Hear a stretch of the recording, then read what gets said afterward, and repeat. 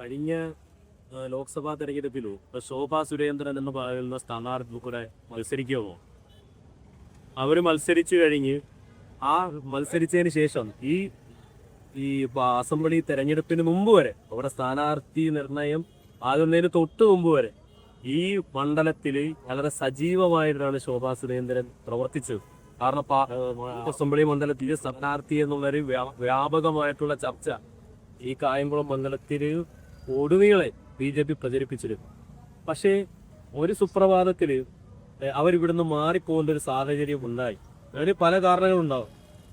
അത് ഞങ്ങളെ സംബന്ധിച്ചിടത്തോളം അവർ മനസ്സിലാക്കി വെച്ച്, അതായത് പാർലമെന്റ് തെരഞ്ഞെടുപ്പ് കഴിഞ്ഞ് പിന്നെ തദ്ദേശ സ്വയംഭരണ തെരഞ്ഞെടുപ്പിന്റെ റിസൾട്ട് വന്നതിന് ശേഷമാണ് അവർ ഈ മാറിപ്പോയത്. കാരണം ഇവിടെ നേരത്തെ അഖിൽ പറഞ്ഞതുപോലെ മുനിസിപ്പാലിറ്റിയിൽ ചെറിയ ഒരു ക്ഷീണം ഞങ്ങൾക്ക് സംഭവിച്ചിട്ടുണ്ട്. പക്ഷേ കായംകുളത്തെ അസംബ്ലി മണ്ഡലത്തിലെ ലീഡ് നില എടുത്തു നോക്കിയാൽ ഇപ്പോഴും LDF തന്നെയാണ് മുന്നിൽ നിൽക്കുന്നത്. അതാണ് ഞങ്ങൾക്ക് ആ കാര്യത്തിനകത്ത് പറയാനുള്ളത്.